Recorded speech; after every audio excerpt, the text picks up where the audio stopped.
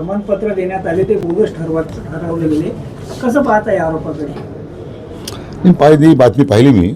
खरं म्हणजे याच्यामध्ये एक अतिशय पारदर्शक पद्धत आपण अवलंबलेली आहे. वंशवाद समिती आहे आता, त्यांना आता मुदतवाढ देतो आपण की ज्या समितीच्या आधारे हे सगळे दाखले आता मिळालेले आहे. आता वंशवाद समितीनंतर तालुक्याची एक समिती आहे आणि सगळ्यात महत्त्वाचं की जात पडताळणीची जी समिती आहे जिल्हा पातळीवर ती आता ती कॉन्स्टिट्युशनल ऑथॉरिटी आहे, त्याला न्यायिक अधिकार आहे, त्यांनी ते सगळं तपासून द्यायला पाहिजे. आता ह्या प्रकरणामध्ये मी आता जिल्हाधिकाऱ्यांकडून माहिती मागवलेली आहे, विभागीय आयुक्तांना मी सूचना दिलेल्या आहेत. परंतु याच्यामध्ये अशा प्रकारचे प्रमाणपत्र खरंच कशामुळे नाकारण्यात आले ते पार्श्वभूमी काय आहे.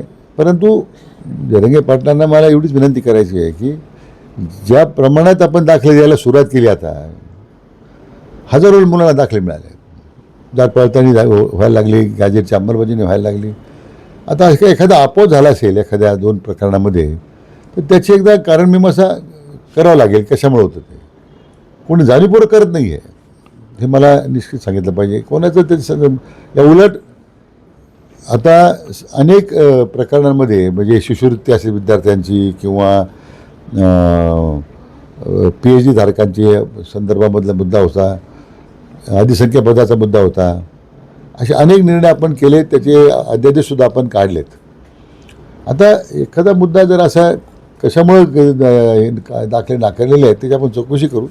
जाणीवपूर्वक जर झाला असेल तर 100% कारवाई करू आपण. याचे सगळं खापर जे आहे ते महसूल मंत्र्यांवरती फोडलं जात आहे आणि कुठेतरी तुम्ही तुमच्या राजकीय स्वार्थासाठी या ठिकाणी हे जात प्रमाणपत्र रद्द केलं, मात्र त्यामुळे हजारो मराठा विद्यार्थ्यांचं देखील नुकसान होऊ शकतं असा आरोप जो आहे जरांगे पाटलांनी केला. नाही, मी तर असं स्पष्टपणे सांगणार आहे की याच्यात महसूल मंत्री बावनकुळेंचा खरं काही संबंध नाही आहे.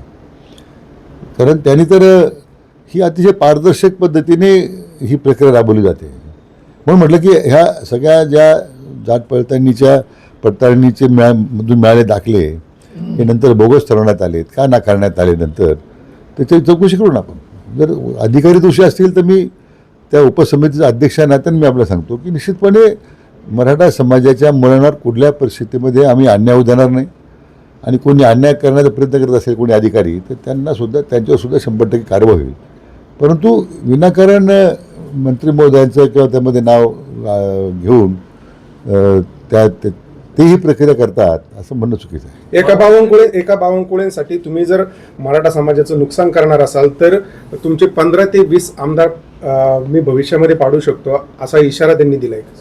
नाही, मला तेच मला जरांगे पाटलांना विनंती करायची होती की एकदा जे वास्तव जे आहे ना ते एकदा तुमच्यासमोर आम्ही मांडतो. मी त्यांना भेटणारच आहे आता, कारण 2-3 वेळा पत्रकार परिषद त्यांची नुकतीच झाली आणि मला वाटतं मी न्यायमूर्ती शिंदेसाहेब जे आहेत आमच्या समितीचे त्यांना आपण अध्यक्ष केलं होतं, तर शिंदेसाहेबांची माझी आज सकाळी चर्चा झाली की याच्यामध्ये एकदा आपल्या स्तरावरच एकदा मान्य जरांगे पाटलांना बोलावून त्यांनी उपस्थित केलेले जे मुद्दे आहेत याच्या एकदा केव्हा तरी याचं स्पष्टीकरण देण्याची आवश्यकता आहे. कारण विनाकारण गैरसमजुतीमध्ये मग मराठा समाजाच्या वर अन्याय कोणी करायला निघालं असं जी त्यांच्या मनात भावना असेल तर ती चुकीची आहे. असं कोणी समाजावर अन्याय करण्याची भूमिका कोणाची नाही आहे, कोणत्या मंत्र्यांची नाही आहे. आणि उलट माननीय मुख्यमंत्री महोदयांनी याच्यामध्ये आम्ही ज्या ज्या चर्चा केल्या त्यांच्याबरोबर आणि ज्या मागण्या होत्या मला वाटतं पहिल्यांदाच एवढं सकारात्मक पाऊल राज्य सरकारनं उचललेलं आहे. मला वाटतं काही गाव पातळीवर काही घटना घडल्या असतील या संदर्भामध्ये आपण ती चौकशी करू ना. आपण एकीकडे मराठा समाजाला न्याय द्यायचं दाखवायचं आणि दुसरीकडे मराठ्यांनाच राजकारण संपवायचं अशा पद्धतीचं सध्या सरकार वसूडबुद्धीनं वागतं. एकनाथ शिंदेवर देखील त्यांनी आरोप केलाय जरांगेंनी. नाही, मला वाटतं की म्हणून म्हटलं की हे आता ठीक आहे, त्यांना काही गैरसमज असतील किंवा त्यांचा मी रोष समजू शकतो की त्यांनी समाजाच्या मुलांना अन्याय होतो मग आम्ही गप्प कसं बसायचं.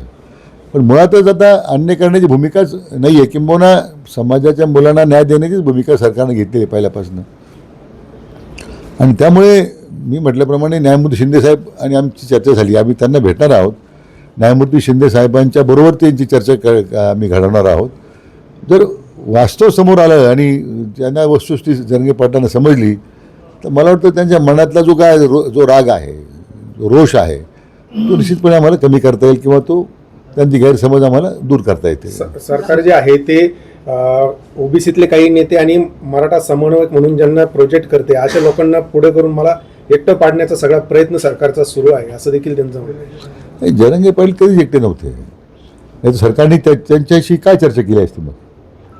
आज सगळ्या एक आपण एक समाजाच्या प्रती निस्वार्थी निष्फळपणे काम करणारा नेता म्हणून खरं त्यांची आता ओळख पूर्ण महाराष्ट्राला झालेली आहे.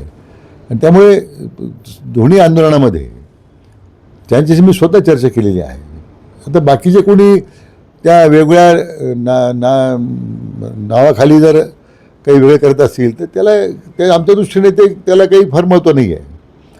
त्यामुळे सरकारची भूमिका स्पष्ट आहे. जरांगे पाटलांनी ज्या ज्या प्रश्न उपस्थित केले त्याच्यावर आम्ही कार्यवाही करतोय, केलेली आहे. अजूनही त्यांच्या मनात काही गैरसमज असतील तर आपण दूर करू.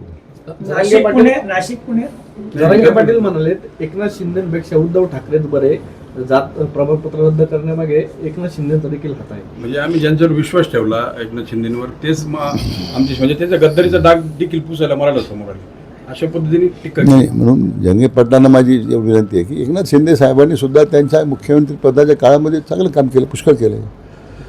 शेवटी माननीय देवेंद्र फडणवीस साहेबांनी मुख्यमंत्री असताना जे आरक्षण दिलं होतं 16% ते उच्च न्यायालयात टिकलं होतं, सर्वोच्च न्यायालयामध्ये टिकलं होतं. इतकं मोठं काम माननीय फडणवीस साहेबांनी केलं होतं. आणि शेवटी 2.5 वर्षाच्या उद्धव ठाकरेंच्या महाविकास आघाडीच्या काळामध्ये हे सगळे आरक्षण दिलेलं सर्वोच्च न्यायालयात टिकवलेलं आरक्षण रद्द झालं. मला वाटतं याचा प्रायश्चित आज उद्धव ठाकरेंना करावंच लागणार आहे. किंवा त्यांचे जे कर्ताकर्ते होते की ज्यांनी 94 साली मंडल आयोगाची शिफारस मान्य करताना त्यावेळी मराठा समाजाला बाहेर ठेवलं, त्याचं प्रायश्चित त्यांना करावंच लागतं आज. पण मला वाटतं त्यामुळे जरांगे पाटील हे लक्षात घेतलं पाहिजे की ज्यांनी आपलं आरक्षण घालवलं त्यांच्याशी कृपया जवळी करू नका. हे आरक्षण टिकवण्यामध्ये एकनाथराव शिंदे पुढे होते आणि माननीय देवेंद्रजी फडणवीस साहेब सुद्धा त्यांची भूमिका फार महत्त्वाची होती. जरांगे पाटील राज्यव्यापी दौरा करतायत आणि आता पुढे ते आंदोलनाचा देखील इशारा दिलेला आहे. तुम्ही त्यांना प्रत्यक्षात भेटून त्यांचे जे काही गैरसमज असतील किंवा जो आढावा आरक्षणासंदर्भात आहे या संदर्भात भेट तुम्ही घेणार आहात? नाही, मी म्हणून म्हटलं की न्यायमूर्ती शिंदे साहेबांची माझी चर्चा झालेली आहे. आम्ही त्यांना भेटणार आहोत, चर्चा करणार आहोत. आणि त्यांनी जे काही प्रश्न उपस्थित केलेले आहेत त्याचीसुद्धा जी आम्ही कार्यवाही केली आहे किंवा सध्याच्या परिस्थितीमध्ये कार्यवाही सुरू आहे, आम्ही त्यांना सगळी कल्पना देऊ ना.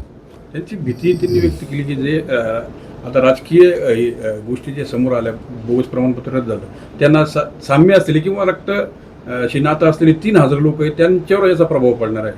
नाही, त्यांचा तो गैरसमज आहे. असा कोणताही प्रभाव 3,000 लोकांवर पडत नाही आहे. ह्या स्पॉरेटिक केसेस आहेत का अशा 2-3 लोकांच्या ज्या निवडून आलेल्या पुढे. आता आम्ही ज्या प्रशासनाची माहिती मागवतो त्यावेळी ते फॅब्रिकेटेड डॉक्युमेंट त्यांनी दिले होते अशी माहिती समोर येते. आता फॅब्रिकेट होते का, की वस्तुस्थितीमध्ये अधिकाऱ्यांनी मग जाणीवपूर्वक अन्याय केला का, हे आपण तपासू ना. पण त्याचा परिणाम अन्य 3,000 लोकांवर होईल असं अजिबात नाही आहे.